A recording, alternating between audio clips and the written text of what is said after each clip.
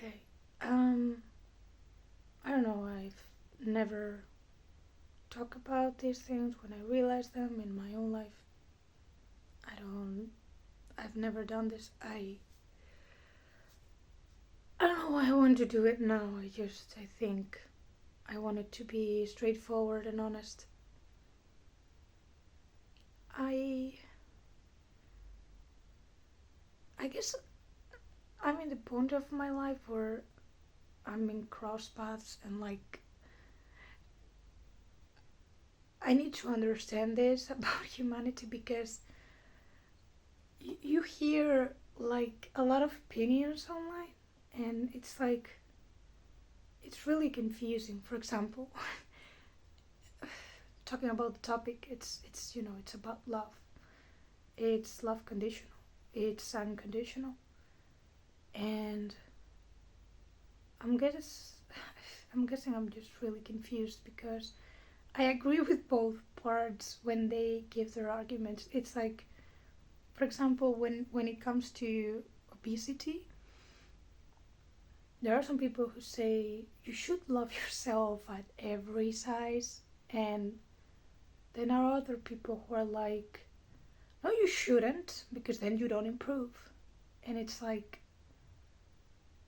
yeah, but you're not seeing the root of the problem here.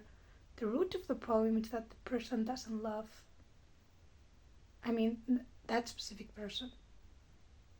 They don't love themselves, so it's like they should learn to love themselves and, yeah, love themselves even being at that size.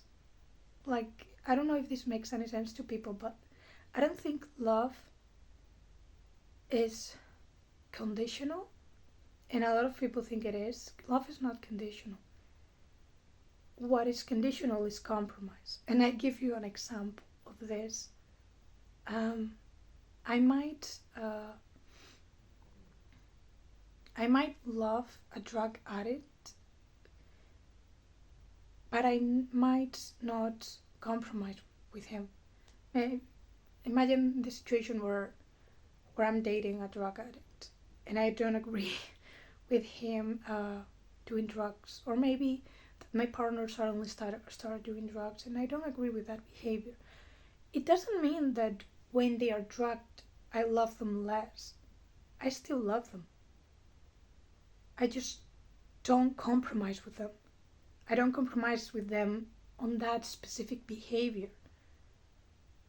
But that doesn't mean I love them less, because I still feel love towards them and I don't want them to hurt themselves. And when people give, like a religious standpoint, it's like, oh, but you're sinning. Yes, but even God loves you at sin. Love it, you know, God loves you even when you sin. That doesn't mean He approves that behavior. That doesn't mean He agrees with that behavior or that He wants you to have that behavior. But He still loves you even if you sin.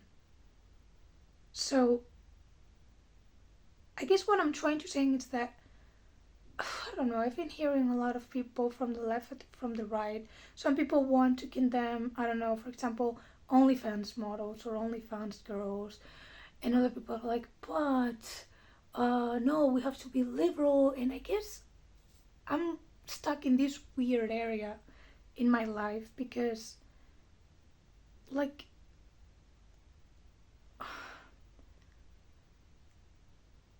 I truly believe that a man could actually and truly love an Instagram OnlyFans, girl, whatever.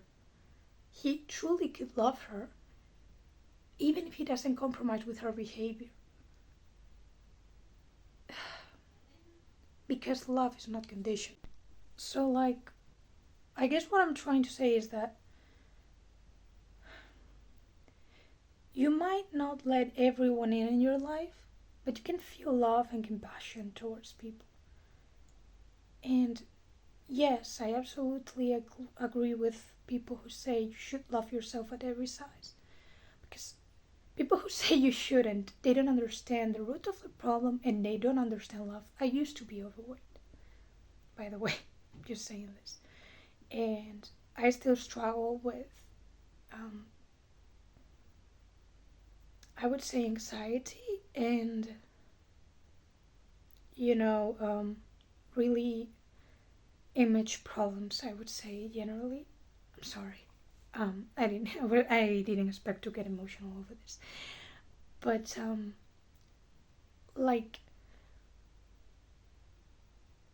let's say that I was able to lose weight when I started to take away the emotions of the food.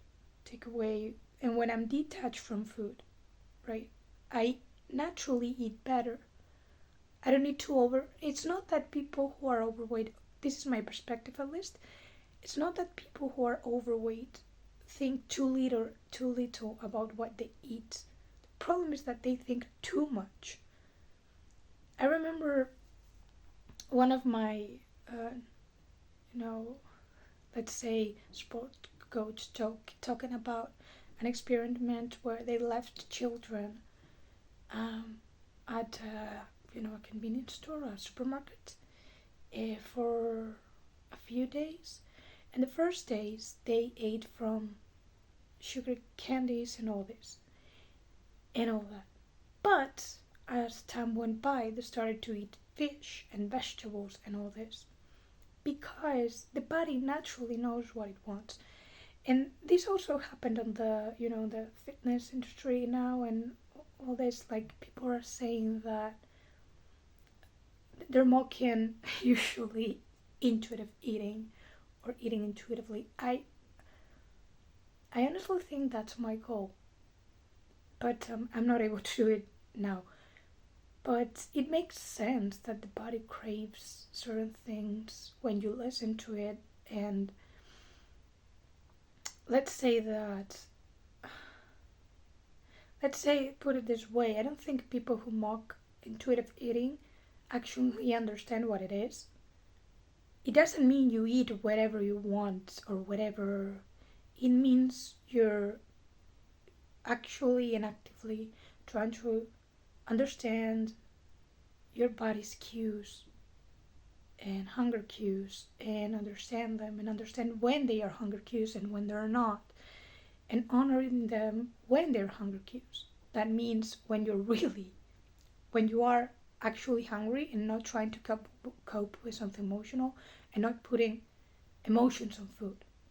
So it's like, I would say that you need to detach from that. You need to detach from what's addictive to you. It's not that they need more negative emotions around that. I don't believe it. And I don't know, I've heard a lot of influencers, for example, you have body positivity, and people are talking also now about body neutrality. I think that would help them a lot. The brain doesn't understand, gets addicted to positive and negative reinforcement. Really, the only time you will get something, at least from what I've read about psychology, is that it's when your brain actually gets bored. You need to make your brain bored of something when you're addicted to that. So my problem is that, for example, people from the right, from the far right, let's say, they're trying to address sin and addiction and all this as, as if the solution is to be hard. The solution is for those people who are sinning to be harder on themselves. And I don't think that is the solution at all.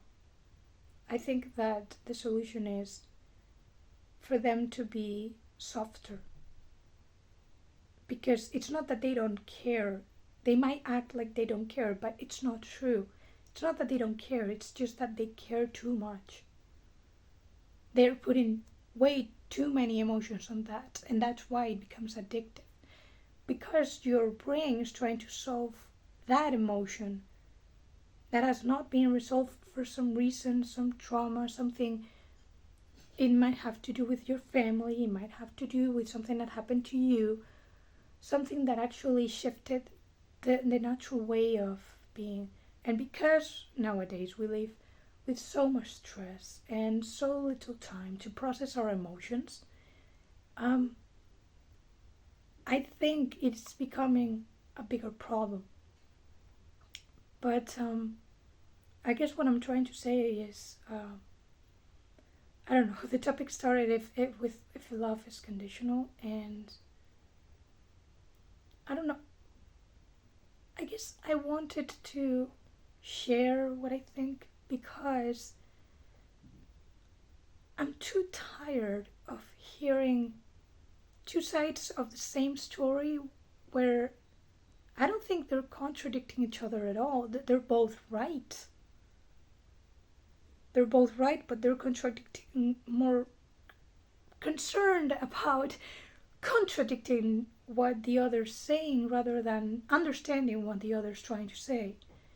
And I don't know, I guess today I have this realization and wanted to share it because I've been on my feelings now for an hour.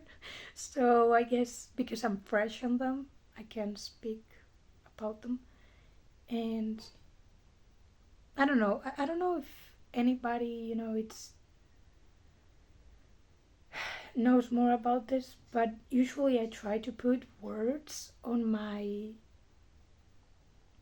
emotions or on my thoughts because I think communicating with others is actually important. The way you communicate, it's important. I don't know why, but it's like now people are being too extreme in opinions, in two sides. And, the goal when you talk to someone shouldn't be to be above them or to be right or to all that. It should be to understand the other point of view. Politicians could learn something about that actually. But like, it should be that you're searching for the truth. You're not trying to push the other one down. What I do feel like, it's like a lot of people feel when they have these discussions, they feel superior to the other side. It happens to me too. I'm not gonna lie to you. Sometimes I feel superior to the other side, and sometimes I don't have arguments. And when they caught me on that, I'm like, oh God, they, I might, this might have been my ego all this time. Like it's, because I haven't tried to actively listen, and it's like, or to understand this person. That there are, I don't know, it's so hard, but my goal sometimes, or at least I try that my goal, it's not to be right, but to understand the person I'm talking to or the point of view. I see it even as functional because even if I don't agree with their point of view, I eventually earn tools that will help me defend my point of view better. Or it might change my point of view, but I have to be open to both when I am actually talking to the person. So, I don't know.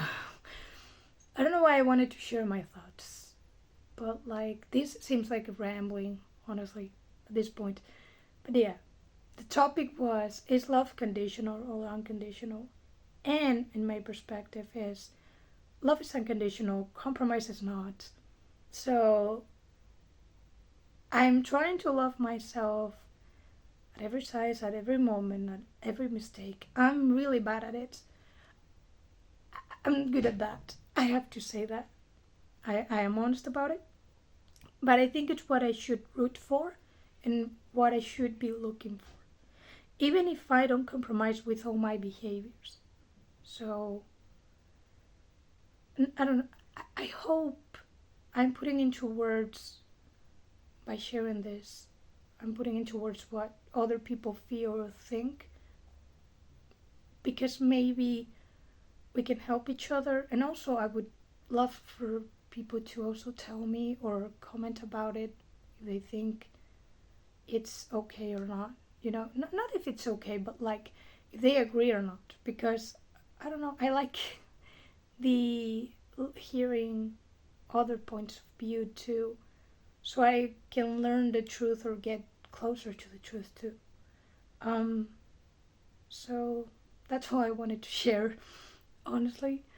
Um, so yeah, you should love yourself at your worst. Technically, I'm still going to that way. I'll tell you if I'm ever done with that. I've been trying that for years, but you're not alone.